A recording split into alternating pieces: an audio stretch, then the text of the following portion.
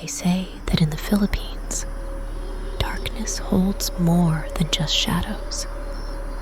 It holds creatures that slither in the night, creatures that hunger for the innocent. And one of those creatures, they say, set its sights on my mother. This all happened back in 2010 in a small province nestled in the Philippine countryside. My mother and my two aunts were studying at the college to become teachers. By day, their town was a picture of rural beauty. But when night fell, a different kind of beauty emerged, a beauty laced with fear. The darkness was absolute, broken only by the feeble glow of distant streetlights, casting long, eerie shadows that seemed to writhe and whisper. Every night, after classes, they would walk home together, a short journey of about 5 to 10 minutes. My mother, always the protector, led the group, while my aunts followed behind, their laughter echoing in the stillness of the night. They were blissfully unaware of the horror that lurked just beyond their vision. But this evening, the air was thick with dread. As they walked, my mother felt a chilling sensation, a prickling on the back of her neck that made her blood run cold. She glanced over her shoulder and saw it, a figure shrouded in darkness, mimicking their every move. Things started to get strange. As they got closer to home, the street dogs began to bark furiously. These weren't just any dogs. They were the neighborhood strays that my mother and aunts knew well. Usually, they would wag their tails and greet them with friendly whimpers. But tonight, they were different. Their barks were filled with terror, their eyes glowing with an unnatural light. My mother felt a chill run down her spine. Something was terribly wrong. They were almost home, yet the figure remained, a specter in the darkness. Every time my mother turned her head, it seemed to vanish, swallowed by the night, only to reappear moments later, always maintaining the same distance. Finally, they reached their home. With her heart pounding in her chest, my mother took one last look behind her, but the figure was gone. Someone was following us, she whispered, her voice trembling. But her sisters just stared at her, their eyes wide with disbelief. Huh? There's nobody there, they replied, their voices strained. Here's where things get truly terrifying.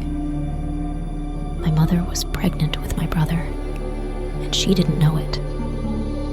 And in the Philippines, there are ancient legends, whispered in hushed tones, about creatures that prey on expectant mothers. One of them is called the Manananggal.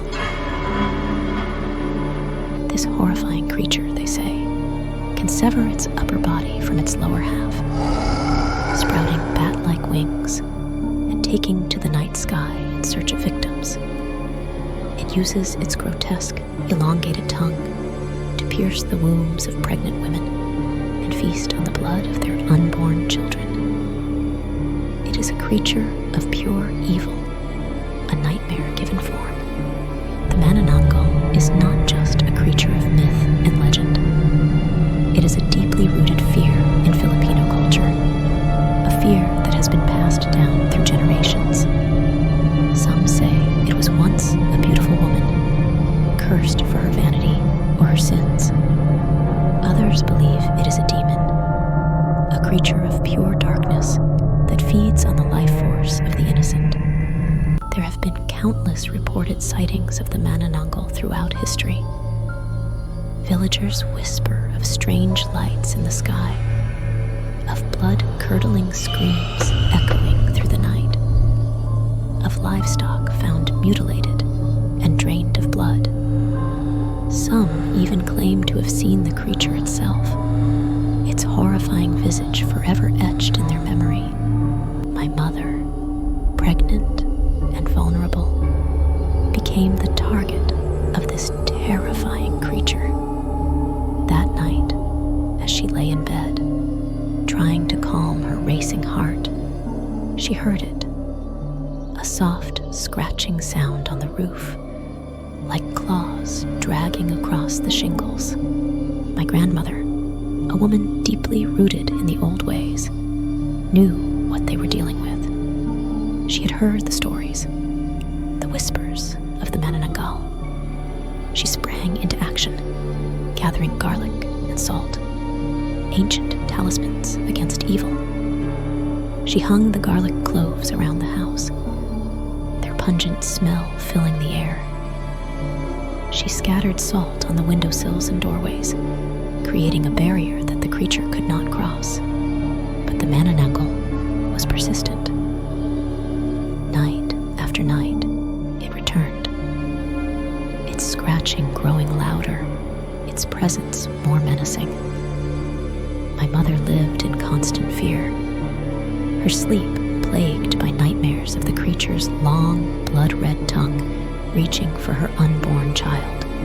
One night, the terror reached its peak. The scratching on the roof became frantic, desperate. My mother, unable to bear the fear any longer, screamed, her voice echoing through the house. And then, silence. A heavy, suffocating silence that hung in the air like a shroud. The Manananggal was gone. Whether it was driven away by my grandmother's protective measures or simply lost interest, we will never know. But the fear it instilled, the terror it brought into our lives, would never truly disappear. My mother gave birth to a healthy baby boy, but the experience left its mark. She would forever remember the creature that stalked her in the night, the creature that craved the life of her unborn child. And she would always be wary of the darkness, for she knew that it held secrets, secrets that were best left undisturbed. So, if you ever find yourself in the Philippines, be careful when you walk in the darkness. Listen for the flapping of wings, the scratching on the roof, the whispers in the night. And remember the story of the Manananggal, the creature that hungers for the innocent. If you enjoyed this story,